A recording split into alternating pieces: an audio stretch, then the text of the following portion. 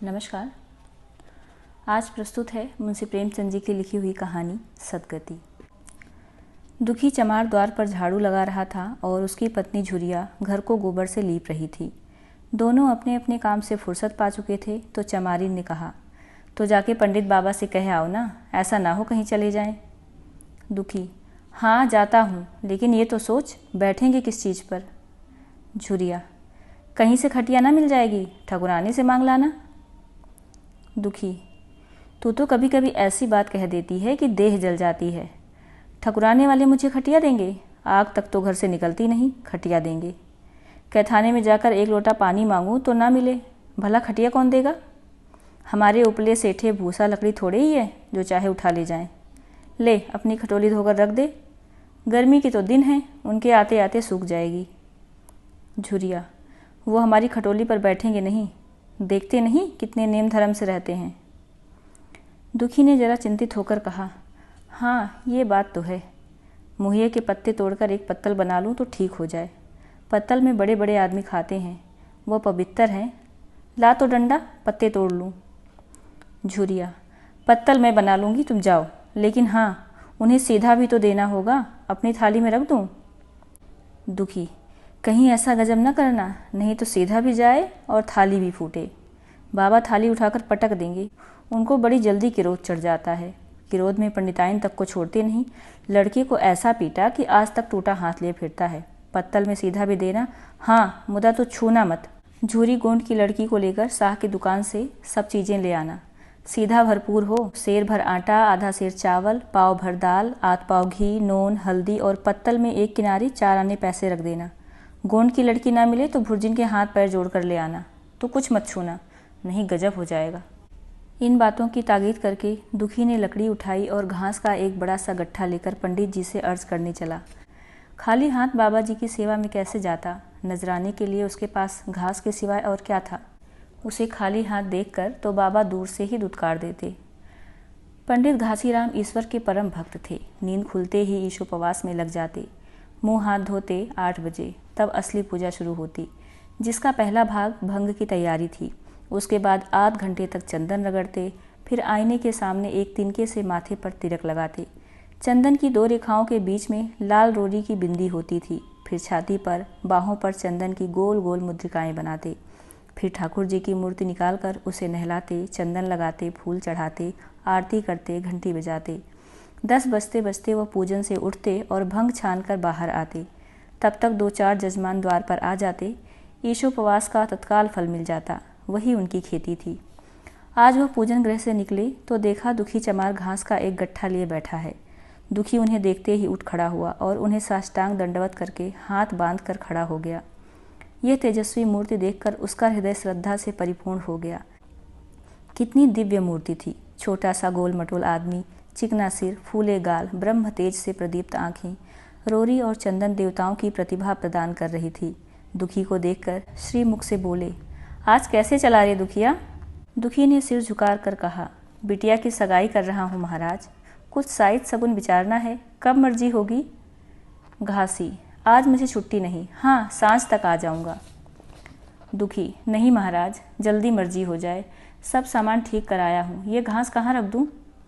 घासी, इस गाय के सामने डाल दे और जरा झाड़ू लेकर द्वार तो साफ कर दे। ये बैठक भी कई दिनों से लीपी नहीं गई, उसे भी गोबर से लीप दे। तब तक मैं भोजन कर लूँ, फिर जरा आराम करके चलूँगा। हाँ ये लकड़ी भी चीर देना, खलिहान में 4 खांची भूसा पड़ा है, उसे भी उठा लाना और भुसौली में रख देना। दुखी फौरन हुक्म की तालीम करने लगा। द्वार झाड़ू लगाई, बैठक को गोबर से लीपा। तब 12 बज गए। पंडित जी भोजन करने चले गए। दुखी ने सुबह से कुछ नहीं खाया था, उसे भी जोर की भूख लगी, पर वहाँ खाने के लिए क्या धरा था? घर यहाँ से मील भर था, वहाँ खाने चला जाए तो पंडित जी बिगड़ जाएं। बेचारे ने भूख दबाई और लकड़ी फाड़ने लगा। लकड़ी की मोटी सी गांठ थी, जिस पर पहले कितने ही भक्तों ने अपना जोर आजमा लिया था। वो उसी दमखम के साथ लोहे से लोहा लेने के लिए तैयार थी। दुखी घास छीलकर बाजार ले जाता था। लकड़ी चीरने का उसे अभ्यास न था। घास उसके खुरपे के सामने सिर झुका देती थी। यहाँ कस कस कर कुल्हाड़ी का भरपूर हाथ लगाता, पर उस गांठ पर निशान तक न पड़ता था। कुल्हाड़ी उचट जाती, पसीने में तर था, हाँफता था, थक कर बैठ जाता था, फिर उठता था। हाथ उठाए न उठते थे, पाँव काँप रहे थे। कमर न सीधी होती थी, आंखों तले अंधेरा हो रहा था, सिर में चक्कर आ रहे थे, तितलियां उड़ रही थी, फिर भी अपना काम किए जाता था। अगर एक चिलम तंबाकू पीने को मिल जाती तो शायद कुछ ताकत आती। उसने सोचा, यहाँ चिलम और तंबाकू कहाँ मिलेगी? ब्राह्मणों का पूरा है, ब्राह्मण लोग हम नीच जातों की तरह तंबाकू थोड़े ही पीते हैं। सहसा उसे याद आया कि गांव में एक गोंड भी रहता है, उसके यहाँ जरूर चिलम तंबाकू होगी। तुरंत उसके घर दौड़ा। खैर, मेहनत सफल हुई। उसने तंबाकू भी दी और चिलम भी दी, पर आग वहाँ न थी।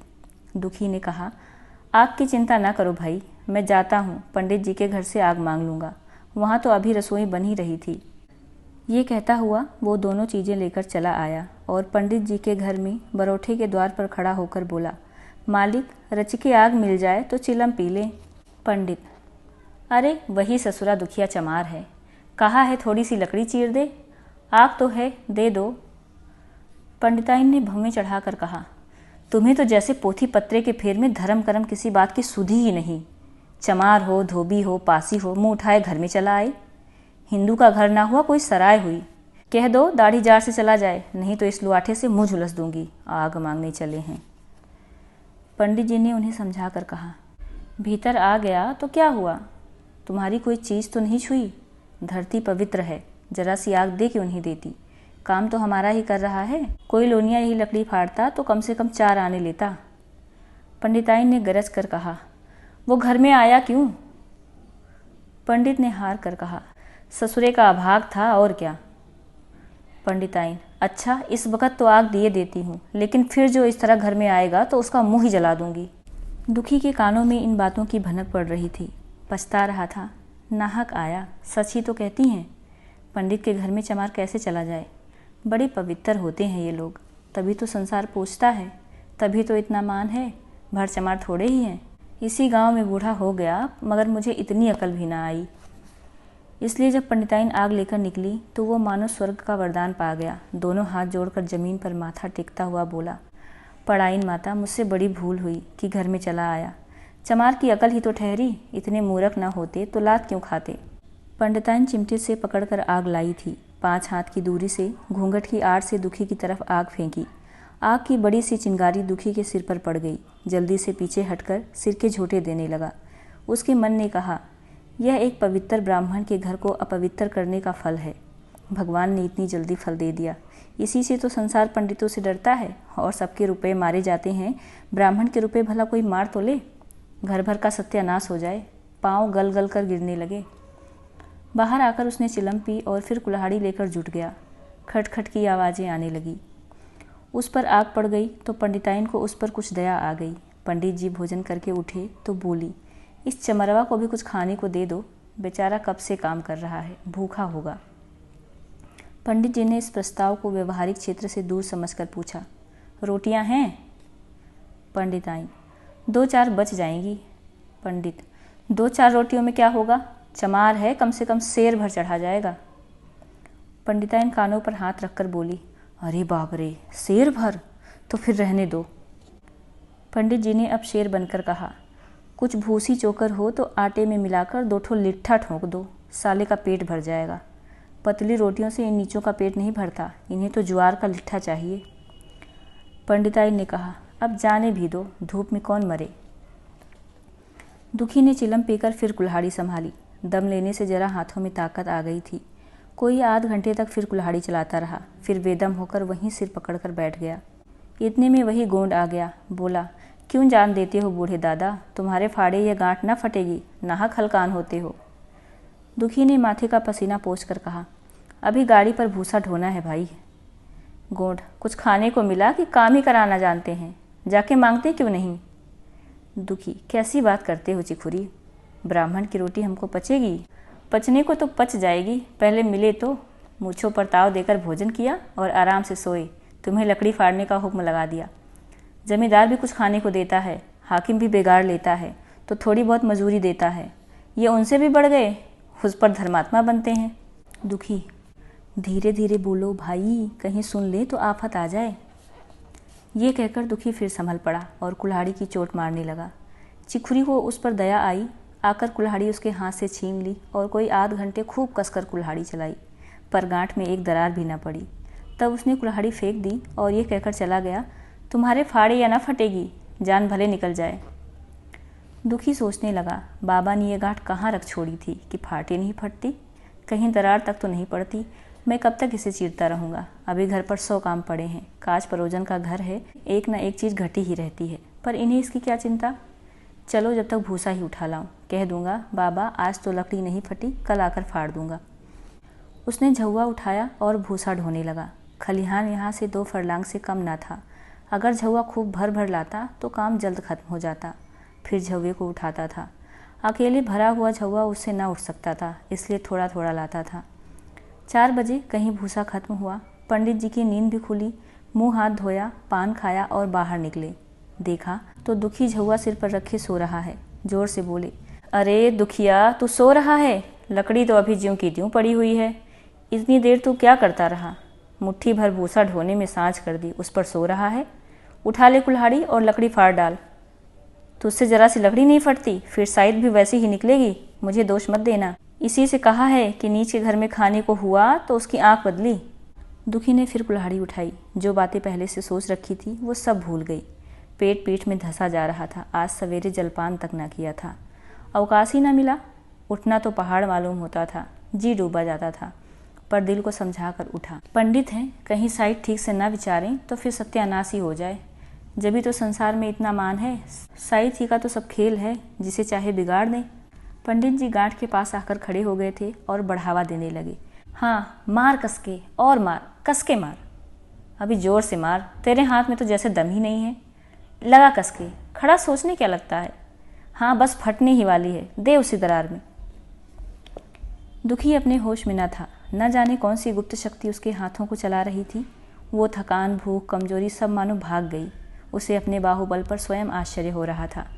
एक एक चोट वज्र की तरह पड़ती थी। आध घंटे तक वह इसी उन्माद की दशा में हाथ चलाता रहा, यहाँ तक कि लकड़ी बीच से फट गई और दुखी के हाथ से कुल्हाड़ी छूटकर गिर पड़ी। इसके साथ ही वह भी चक्कर खाकर गिर पड़ा। भूखा प्यासा थका हुआ शरीर जवाब दे गया।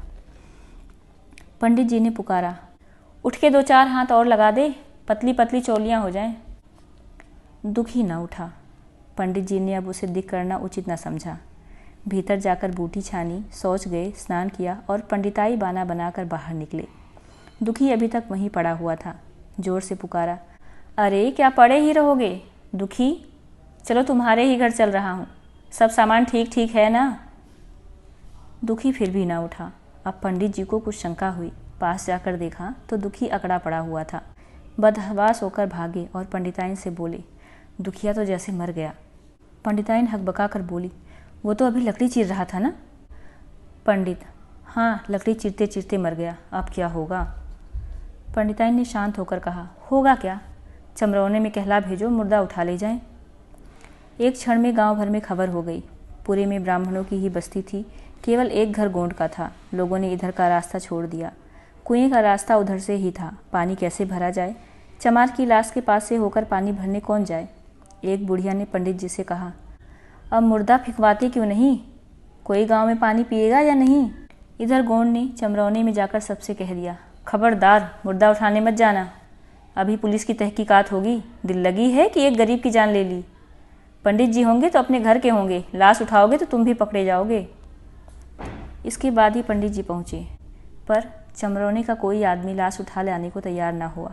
हाँ, दुखी की स्त्री और कन्या दोनों हाय हाय करती वहाँ चली और पंडित जी के द्वार पर आकर सिर पीट पीट कर रोने लगी। उनके साथ 10-5 और चमरीनें थीं।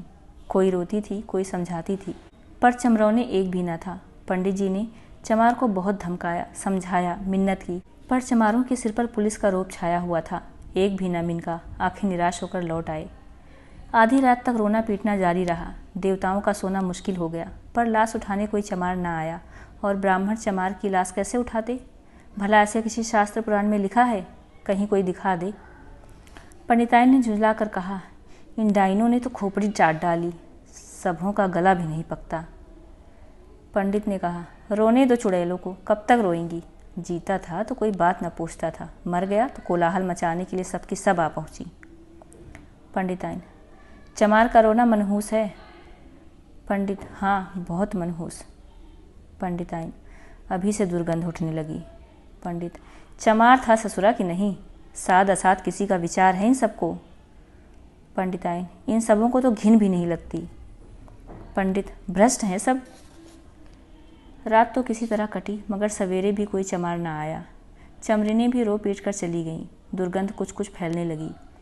पंडित जी ने एक रस्सी निकाली, उसका फंदा बनाकर मुर्दे के पैर में डाला और फंदे को खींचकर कस दिया। अभी कुछ कुछ धुंधलका था। पंडित जी ने रस्सी पकड़कर लाश को घसीटना शुरू कर दिया और गांव के बाहर घसीट ले गए। वहां से आकर तुरंत स्नान किया, दुर्गा पाठ पढ़ा और घर में गंगाजल छिड़का। उधर दुखी की लाश को खेत में गीदड़ और गिद्ध, कुत्ते और कौवे नोच रहे थे। यही जीवन पर्यंत की भक्ति, सेवा और निष्ठा का पुरस्कार था। ये थी मुंशी प्रेमचंद जी की लिखी हुई कहानी सदगति, जो उस समय के दलित जीवन को दर्शाती है। अगर आप लोगों को प्रस्तुति पसंद आई हो तो चैनल को जरूर सब्सक्राइब कीजिएगा। धन्यवाद।